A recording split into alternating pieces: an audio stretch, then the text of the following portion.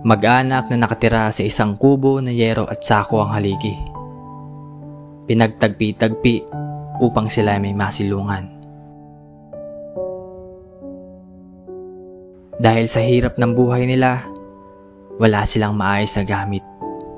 Kung minsan raw, tubig at asin ang ulam at dumadating pa nga sa punto na saging na lang ang kanilang kinakain. Asin na tubig. Ika nga nila, isang kahig, isang tuka. Napakahirap ng sitwasyon nila. Dahil sa kahirapan ng buhay, may 2 anak na hindi nag-aaral at napag-alaman ko na may problema pa ang isa sa pag-iisip.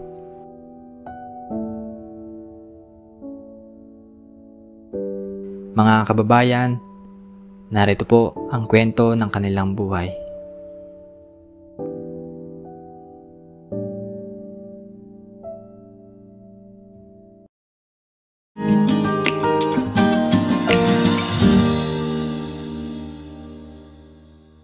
So isang mapagpalang araw sa inyo lahat. So ngayong araw po yung pupuntahan tayo ngayon na isang pamilya po dito sa Barangay Matuod-Tuod. At binabati ko po ngayon na Happy New Year po sa inyong lahat. So yun po, ito po yung kauna-unahan nating pupuntahan ngayong taon. At yun nga po, may nakapagsabi sa ating concerned citizen na ganito daw po yung kalagayan nila. Sinend po sa akin na ganyan daw po yung kalagayan ng pamilya dito sa Matuod-Tuod. Doon po yung bahay nila, sa likod ko lamang po at pupuntahan po natin. Tara po!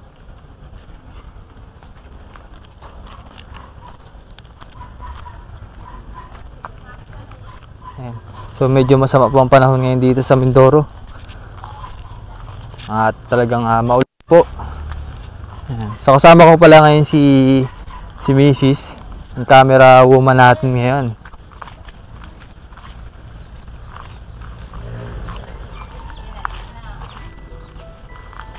Ito. Beda na madulas ha? Hello po. Magandang hapon po.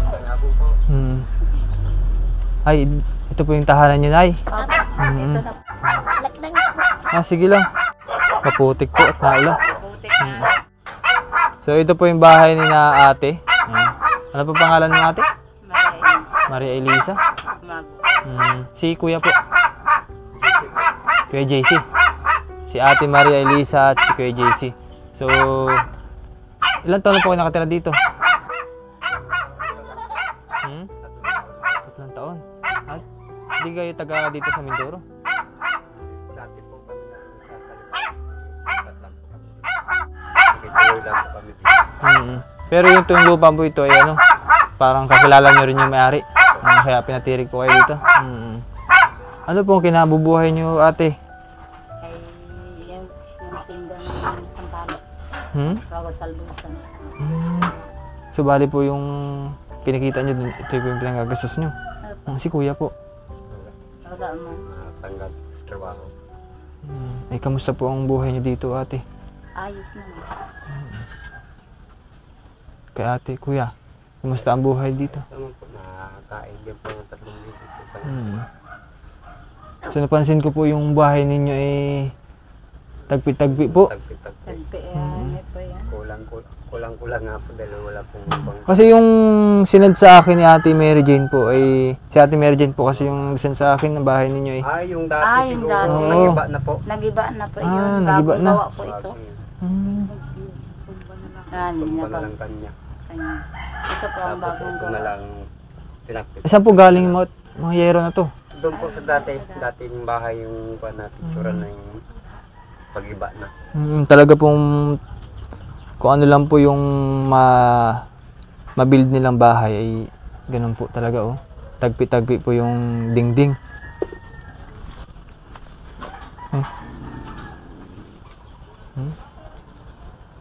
Kailan lang po ginawa tong bahay nyo, Kuya? Kuha na po, mga 5 araw na po. Bago lamang. Opo. Kakagawa lang pala ng bahay nila.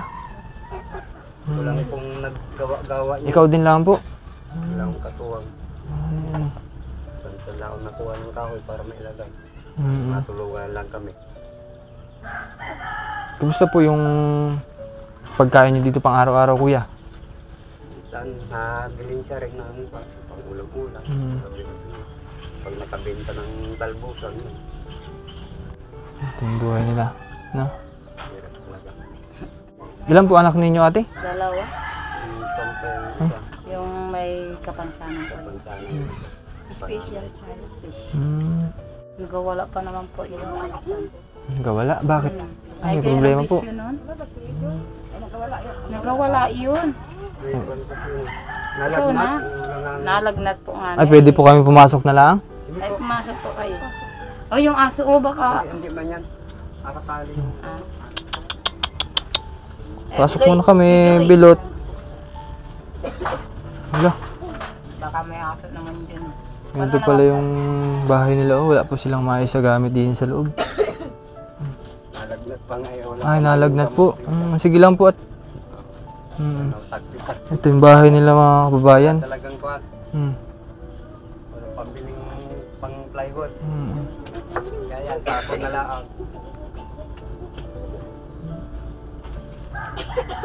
Ano po to, kuya?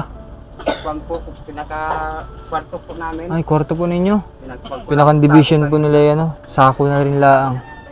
Wala pong kuhan ay. Para hindi lang po malamig. Hmm. Wala pong lang. Ano bang pangalan ni Nining? Christina po. Sheena? Christina. Christina? Opo. Hmm. Special child po. 15 na siya, wala pang pag-iisip. Hello? Hmm. May lagnat. Lagnat po. Walang pambili Ay. gamot ay. Wala po kayong ano, napainom ng gamot? Wala Naman po wala ay. Hala. pambili tayong gamot. Ay, nung isang araw po po iyan. Bali, Kaya tatlong sabi ko, magtinda muna ng sampalok para may pambiling gamot. Ay, hindi po ako nagbintay. Pag hindi po naibintay, nauwi ko po. Pagtitinda ng talbos at sampalok ang kinabubuhay nila. Sa kaunting kita ay kanilang itong pagkakasyahin at depende pang araw kung makakabenta. Ay, mahirap na po magbinta pag gabi na po. Kaya nga po. Pwede po makita yung abinta nyo, ate? Ay, meron po. Saan po galing? eh, diyan po sa... Puno po sa dyan, sa Pinuti nyo rin lang po. Ha? Pinuti. pinutila.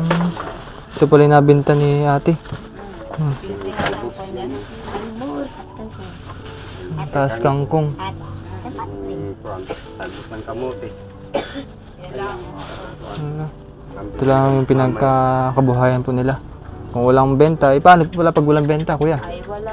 Wala rin kain. May kain, hindi ulam asin. Asin ang ulam. Asin at tubig. Asin at tubig.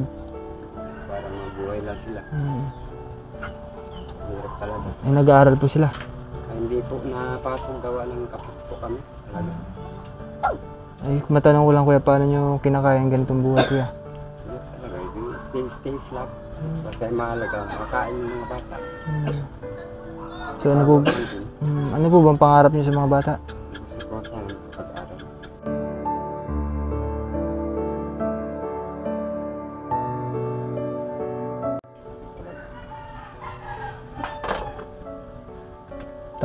Tapos nakikita nyo pa po na ganyan yung sitwasyon ni Christina, no?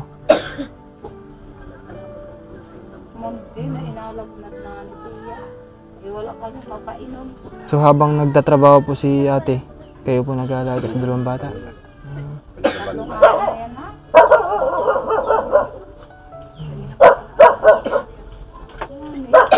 Ito yung buhay nila, no? Parang kung merong makakain, kakain sila, pero pag wala, titiis.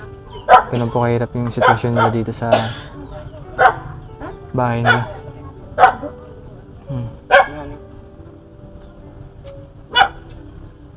Painumin tubig siya ate. Matanong ko lang, kuya, kamusta naman po yung Pasko ninyo dito? Nagkaraos din kahit walang handa.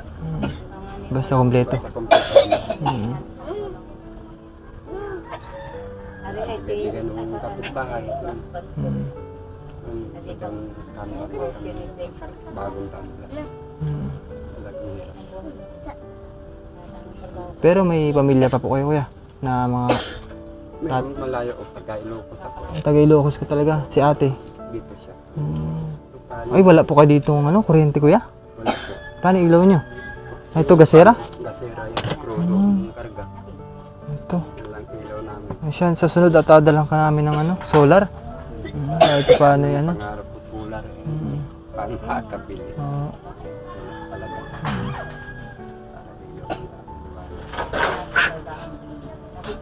Ay, kamusta pala si, ang pangalan po nito? Ellen Joy. Yan dyan, nag-aaral? Hindi naman po. Sa susunod po nung Ba't di? nag-aaral daw siya. Ba't di nag-aaral po? Dahil yung birth certificate niya, hindi pa nakukuha. Pero, na-process na. Ako, naalakad na po ni Kunsana. Ibig sabihin, since nung pagkanak, ilan taon na siya? 11 na po. 11, since nung 5 years hindi pa siya nakakapag-aral? Hindi pa. Dahil wala. Walang kakayanan po. Kaya, minsan nga kami nagkakain ng saging. Pero, Ellen Joy, gusto mo mag-aral? Apa. Bakit gusto mo mag-aral? Mayroon pong matutunan pa. Ay, ano bang pangarap ni Ellen Joy? Arkitek pa. Oh, architect. At ngayon, yung nagkasayawa ko pa. Dancer? Dancer po. Ay, marunong ka sumayaw ngayon. Sumayaw. Pakita daw? Pakita kay kuya? Paano sumayaw? Walang tugtog. Ha? Sumayaw yan. Galing sumayaw yan. Sige daw, alag na may beatbox.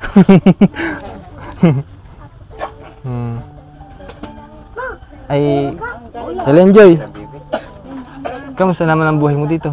Ay, ayos lang po. Kamusta naman yung pagkain? Paano kayo kumakain dito? Ay, may bigas po na nagasaing po. Anong ulam nyo araw-araw? Ay, gulay at asin po. Asin? Opo. Pag asin ang ulam, anong pakiramdam mo? Ay, masarap po. Masarap. Pero nakakain ka na ba ng Jollibee? Hindi pa po. Ay, hindi pa. Pero kilala mo si Jollibee? Apa. Ano yung itsura ni Jollibee? Hindi ka pa nakakain ng ng pagkain sa Jollibee? Hindi pa po. Gusto mo makatikman? Apa. Sige. Sa sunod, bigyan ka ni kuya, no? Apa. Dalan ka. Apa. Ay, sa ngayon kuya, meron kayong pansaing. Ay, wala man po nga ni. Madilim siya. Gahanap Madilim siya pa, wala pa silang pangkain. naman din po. Gabi na na. Anong oras na? Alas 6 na? Ang nga po, wala po nga na pa. Yung po nga na yung problema po. Wala pa silang pangsaing. Nakakad kahit po gabi. Ay paggabi yun, naghahinga rin po ako sa daan. Na makakain lang kuya yan. Ako pa anong hirap kuya. Tinagtag pa naman po yan ay. Ang sitwasyon nila, ang hirap. Hanggang kailan ito kuya titiisin. Ang problema po dito, pag malakas ang hangin, Nga nito ay wala Isang- pa nga isang malakas na hangin lang po, ililiparin po yung dingding. ay kung may pambili kuya ng pan. Kung may pambili po ng load man lang ay di. Ay wala talaga kuya ay pansaing nga ngayon wala. Para man din po ulit sa pera. Sabi araw-araw na lang ako nagatinda kuya. Haba kay ano kaya maibinta yan kuya. Maibinta yan, nabili ko na naman ng bigas. Ay sa mahal naman pong bigas.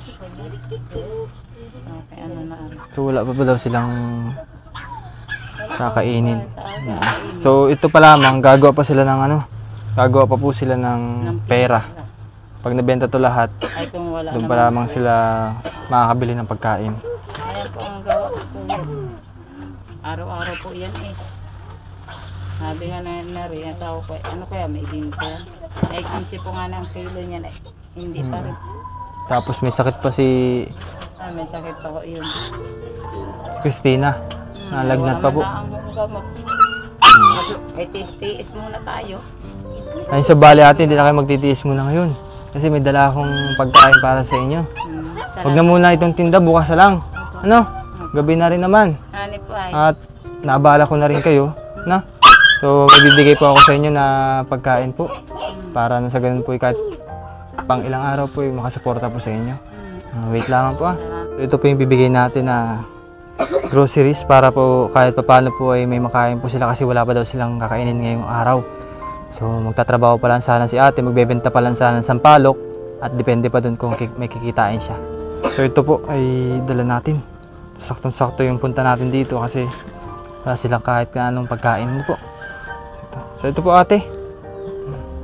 Ayan. Meron na kayong pangkain ngayong gabi. Ano po? At dinagaan nung may hirapan, no? Pansamantala, may kakainin po kayo, no? At may abot din po ako sa iyo, kuya. Kaya ikaw na lang magkakapit po, no? Pagpasensyahan nyo na po yung abot namin, no? Para may bili lang po ng gamot si Christina. Hello. Salamat po. Balik na lang si kuya, no? Babalik. Mainit ka. Init daw. Mainit daw siya. Sabi naman, ay di abili ko naman po yun. Sino po matanda?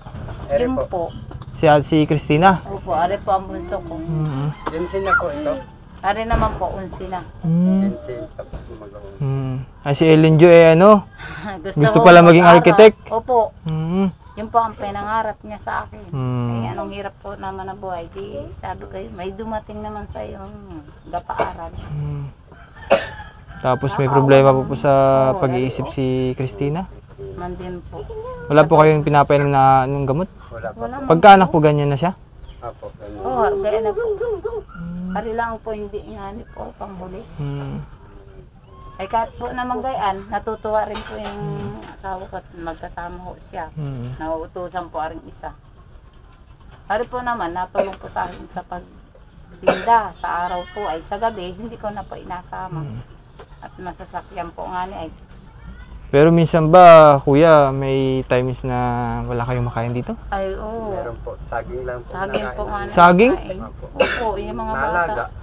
Ari po yung mga bata na rin, natirang ko po ng naranasan po ari, Dalawang nag-village. araw kami saging. Dalawang araw po wala kaming kain, saging lang. Ano pong pinapaliwanag nyo sa mga bata pag saging Ay, lang po?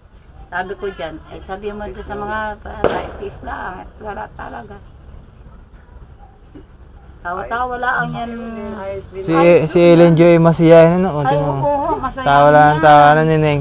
Naku, Kahit na ganito yung buhay nila, tawa lamang si Ellen tawa Joy. yan, napatawa po ako niyan. Napalitan po ako ng damit pagkan. Sanay sa Ay, hirap sanay na po rin. siya sa hirap. Oo, nagkapusan po man din. Tapos hindi po sila nag-aaral. Ay, gustong-gusto po mag-aral na rin isa. Ellen Joy, anong gusto mong regalo? May natanggap ka ng regalo ng Christmas? Wala man po. Walang regalo? Wala man. Anong gusto mong regalo? Yung manika po. Manika. Ikaw, Christina. Oh, Barbie rin. Barbie? Gusto mo Barbie? Yun ang gusto Ay, wala nila. silang natanggap na regalo. Wala man. Wala man tinanggap. Yung bike mo naman. Eh, yan lang po ang bike niya, oh. Pang service po pag may nabili. Eh, sabi ko nga kahit pahirapan ay wag mo abintan. Yan lang po ang talaga niya, naipon. Saka nung hirap, sabi kayo. 3 taon na rin yan bike niya. Sabi nga kahit po hirap, sabi ko kaya natin.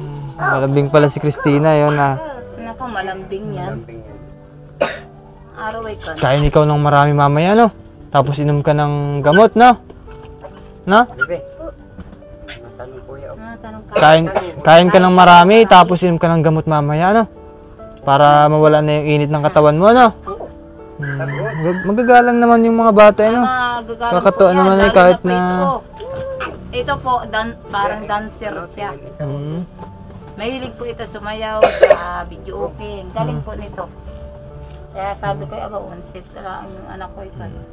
Umihi ka na naman. Ay, Ellen Joy, mabalik kami din yan, no? Abingan ka ng Jollibee. Ayun. Para makatikim ng Jollibee si Ate Ellen Joy, tapos si Christina, no? Oh, very good. Gusto mo mag-aral, no? Sige. Pag-aralin ka daw, kuya. Kilalang sabi. Si Kuya man din. Ilang taon ka na ulit? 10? Naturuan ka. Sino nagtuturo sa'yo magbilang? Si Papa po. Si Papa. Oh. Magbasa? Marunong magbasa? Hindi. Nalilimutan na po. Siguro pag nag-aral po yan, hindi nakakakonect po siya. Gupit na po yung aking buko. Sabi ko, Bakit? mahaba yan, ay namamayat po siya. Ayan, pinaputulang. Mga kababayan, ito po yung buhay nila dito, ano? At kung walang hanap buhay, nagtitiis na lang po sila. So, sakto po din yung punta natin dahil may binigay tayo sa kanila at kahit pa paano po nakatulong po tayo sa kanila at ganito po napakahirap ang buhay nila din.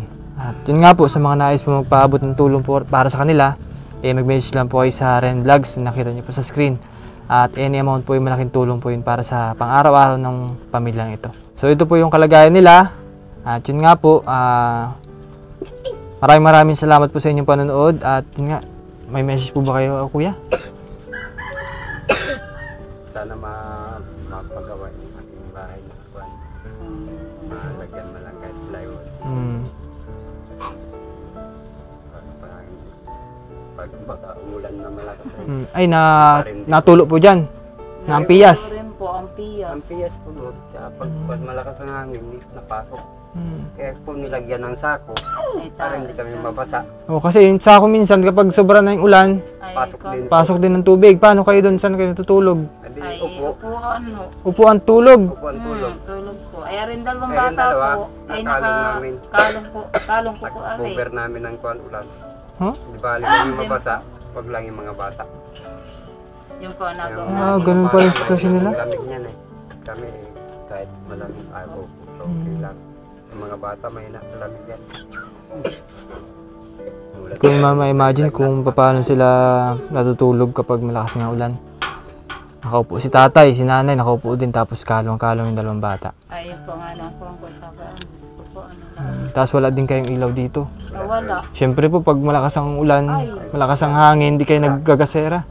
Meron naman po. Hindi. Hindi Yung man po flashlight na kuwan, yung isa lighter. Sa later lang. Bali next time na lang po at adalang ka namin ng solar, ano? So para kayo may ilaw po dito, no? Yun yung mga babayan at ito po yung buhay ni na ate, Kuya JC at ate Maria Elisa. Ayan. Ito po yung mga kalagayan ng pamilya nila dito at pasensya na po, ate, kuya. At ginabi na po kami, no? Pasensya na po, naabala namin kayo. Ay, okay lang Okay po. lang po. Sige po. Kami po ipapanik na. Babalik na lang po kami sa sunod, ano? Opo. Sige po. Saing na po kayo para may makain po yung dalawang bata. Opo. Sige po. Salamat po. Opo. Ay, wait. Uy. Nadulas si kuya. Nadulas po kuya.